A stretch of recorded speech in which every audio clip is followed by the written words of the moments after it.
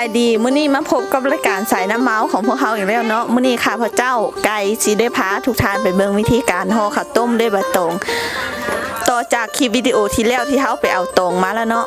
เดี๋ยวนี้เฮาไปเบิ่งกันเลยไปสบายดีกำลังเฮ็ดหยังอยู่ตอนนี้กำลังโมเข้าเพื่อจะไปเฮ็ดข้าวน้ำมันแล้วอันนี้เขาเอิ้นว่าหยังอันนี้เขาเอิ้นว่าโมเฮ็ดจากหยังเนาะเฮ็ดจากก้อนหินคนสมัยตะกี้เขาเอามาแกะสลักแล้วก็กลายเป็นโมที่กำลังโมอยู่ปัจจุบันนี้แหละแล้วเอาข้าวหยังที่มาโมนี่อันนี้เป็นข้าวเจ้าเนาะเขาเอามาโมเพื่อไปเฮ็ดข้าวน้ำมันแต่เวลาที่เฮาโมแล้วตกลงมาจะสิถือว่าได้แล้วหรือบ่หรือว่ายังบ่ได้เถอะอันนั้นถือว่าได้แล้วแต่เวลาโมหันเฮาหมุนไปทางเมืองน่ะเขาหมุนไปทางเมืองขัวเพื่อข้าวมันละเอียดแต่ว่าถ้าเฮาหมุนก็คือมาเมืองซ้ายแล้วสิเป็นจังได๋ถ้าเขาหมุนก็ขึ้นมาเบื้องซ้ายข้าวมันจะแก่มันจะบ่ละเอียดแล้วเขาก็จะได้เอามาโมพื้นอีกด้วยวิธีการโมเฮ็ดแนวใดขั้นตอนทำอิฐเขาตักข้าวแล้วก็ใส่แล้วก็หมุนไปเวลาหมุนนี่เฮาใช้เวลาดนบ่ดนปานใดนี่จะหมุนไปแล้วก็ถากเข้าอยู่ในหันหมดแล้วเฮาก็ตักนี่ไปใส่ไว้น่ะแม่นแล้วขอร้องได้บ่ได้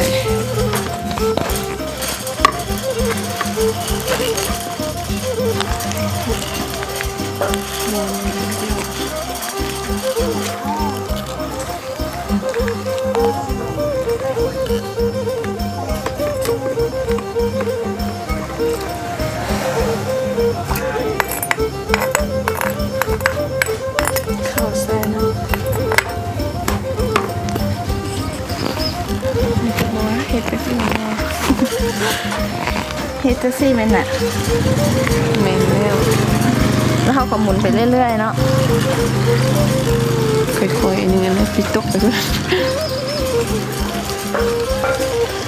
ตกแล้วน้ำมันน่ะมันก็สบายเลยเนาะบ่ยุ่งยากหลายเพียงแต่เฮาเอาเข้าใส่แล้วก็หมุนไปมันก็จะเป็นน้ำเข้าออกมาเป็นคือแนวนี้เนาะบัดนี้หลังจากที่เฮาโมเข้าแล้วเฮาสิเอาไปเฮ็ดหยังต่อเฮาจะเอาไปอ้อเพื่อเกี่ยมเฮ็ดข้าวน้ำมันเนาะโอเคไว้เฮาไปเบิ่งวิธีการอ้อต่อไปเนาะ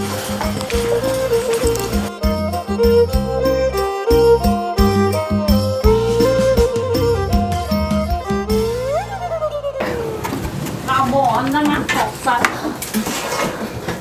หม้ออะไรหม้ออันนี้กูล่างเขาเลยว้าววงใหญ่ก็กินเจอหนมแต่บัดนี้เฮาก็สิมาเบิ่งวิธีการอ้อเนาะขั้นตอนทำอิฐแมนเทน้ำเข้าใส่ในหม้อลงไปเลยเนาะ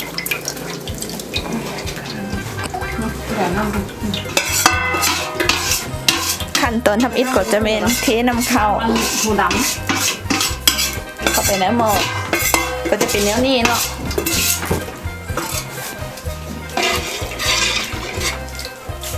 น้ำของข้าวที่เฮาเมื่อโม่น้ำข้าวมาเมื่อกี้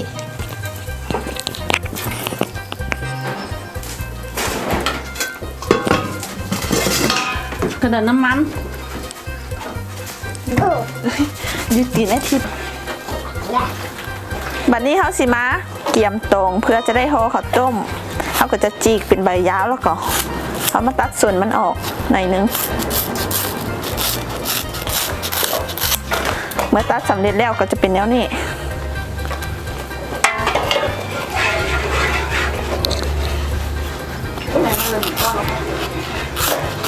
มาเป็นคนโอ้เท่ๆเดี๋ยวเขาจะตัดไปจนกว่าสิพอ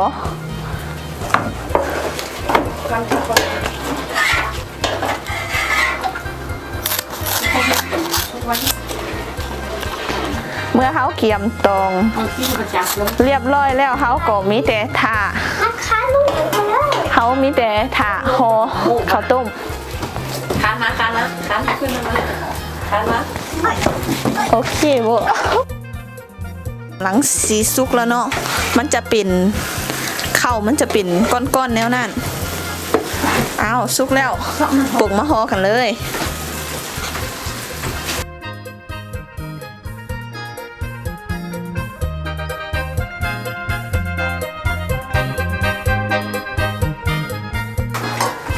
เกียมตองกันเนาะเกียมตองกำลังสิห่อ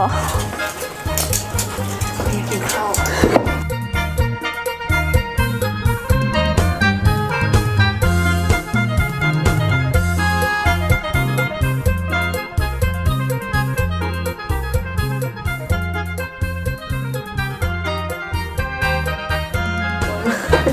จะเป็นเนื้อนี่ตักมาใส่ตองแล้ว เข้าใจ เขาจะห่อกันเลย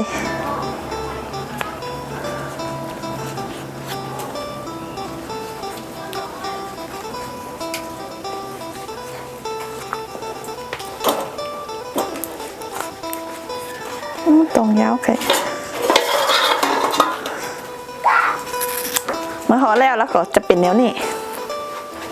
อันนี้คือวิธีการห่อข้าวต้มบ้านเฮา มันก็ที่จะเป็นมันเป็นอันเนี้ยพอซ้ำแล้วไปคน